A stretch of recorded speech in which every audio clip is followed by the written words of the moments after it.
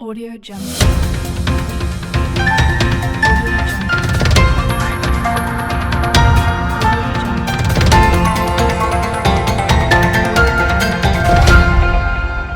Audio Jungle. નમસ્કાર, Saurashtra vision ન્યૂઝમાં હું એન્કર દેવ્યાની આપનું સ્વાગત કરું છું. ચાલો જોઈએ આજના સમાચાર. ઉપલેટાના ગૌરવસમાં ગધેથડના પૂજ્ય લાલબાપુના અનન્ય સેવક અને લોક સાહિત્યકાર દેવરાજભાઈ ગઢવીને પૂજ્ય મોરારી બાપુના હસ્તે પ્રતિષ્ઠિત કાગ એવોર્ડ મળ્યો છે.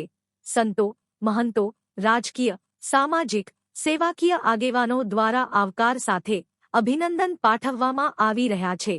સમગ્ર ગુજરાત અને દેશભરમાં રાષ્ટ્રીય શાયર ઝવેરચંદ મેઘાણીની ગુજરાતમાં સૌપ્રથમ પ્રતિમા ઉપલેટાના રેલવે સ્ટેશન ચોકમાં જે તે સમયની સામ્યાવધિ સુઘરાઈના સમયમાં મૂકવામાં આવી છે, જ્યાં દર વર્ષે ઝવેરચંદ મેઘાણીની જન્મજયંતિની ઉજવણી શહેરના પ્રતિષ્ઠિત આગેવાનો દ્વારા પ્રતિમાને હારતોરા કરી શાળાના વિદ્યાર્થી ભાઈ બહેનો દ્વારા ઝવેરચંદ મેઘાણી રચિત કવિતાઓ બોલીને તેમને યાદ કરવામાં આવે છે, જે આટલા વર્ષો પછી પણ જે તે નગરપાલિકાના સત્તાધીશોએ ચાલુ રાખ્યું છે. ઉપલેટાની જનતા લોકસાહિત્ય પ્રેમી છે. તેમાં દેશ વિદેશમાં લોકસાહિત્યની દુનિયામાં જેનું બહુ જ મોટું નામ છે તેવા ઉપલેટાના ગૌરવસમાં મોટાગજાના લોકસાહિત્યકાર અને ઉપલેટાનું ઘરેણું ગણાતા દેવરાજભાઈ ગઢવીને કવિકાગના પૈતૃક વતન ભાવનગરના મજાદર ખાતે પૂજ્ય મોરારી બાપુના હસ્તે પ્રતિષ્ઠિત કાગ એવોર્ડ મળે તે ખૂબ જ ગૌરવની વાત છે. તેમને આ એવોર્ડ મળતા ગધેથડના ખ્યાતનામ ગાયત્રી શકિત પીઠના વંદનીય સંત પૂજ્ય લાલબાપુ, પૂજ્ય રાજુ ભગત, પૂજ્ય દોલુ ભગતે આશીર્વાદ આપેલ છે.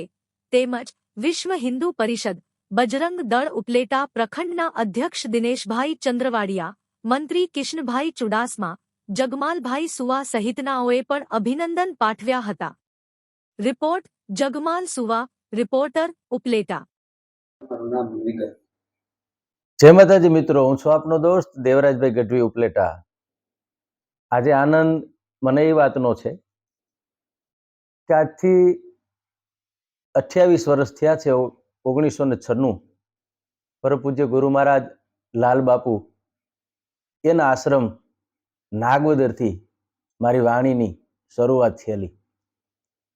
કઈ વાર કાગબાપુ એવોર્ડ વાલો એટલે લાગે છે કે 28 વર્ષ પહેલા એના ગીતથી અમારી શરૂઆત થઈ હતી.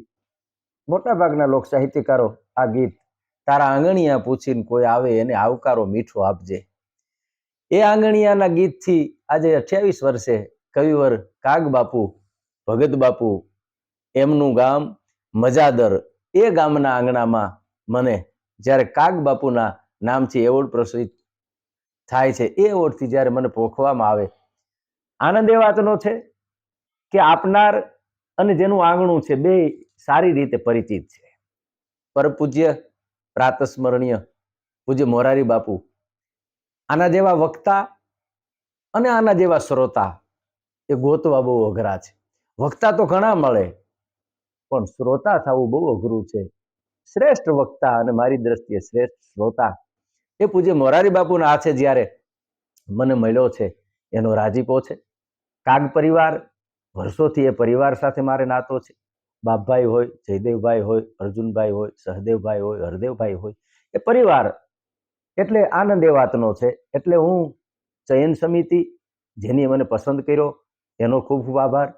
મારા તમામ મિત્રો, ચાહક મિત્રો, એનો હું આ માધ્યમથી આભાર માની લઉં કે મને આ એવોર્ડ મળ્યા પછી એનો જે રાજીપો વ્યક્ત કર્યો છે, કોઈ ફોન દ્વારા, કોઈ સોશિયલ મીડિયા દ્વારા, કોઈ એના જે બ્લોગ છે એમાં મૂકી અને આ મને જે અભિનંદન આપ્યા છે, એટલે હું મારી જાતને ધન્યતા અનુભવું છું. એક તો મારું ઉપલેટા, આનંદની વાત એ કે પહેલી વહેલી પ્રતિમા મેઘાણીની મારા ગામમાં મુકાણી છે. ચોટીલા, બોટાદ, રાજકોટ, પોર, બગહરા ફરી ફરી થાયકો યશ ભટક્યો ઈ ભાડમાં, જુનાણા અને અમરેલી, પાટણથી પાછો વળી ઉતર્યો પાંચાળમાં, રાષ્ટ્રીય શાયર મેઘાણીનું સ્મારક કરવા હાટું થઈને દોડતા હતા હવ ઢાળમાં, ત્યાં કીર્તિએ લાંબો હાથ કરીને ચોટાડી દીધો ચાંદલો સર્વપ્રથમ ઉપલેટાના કપાળમાં.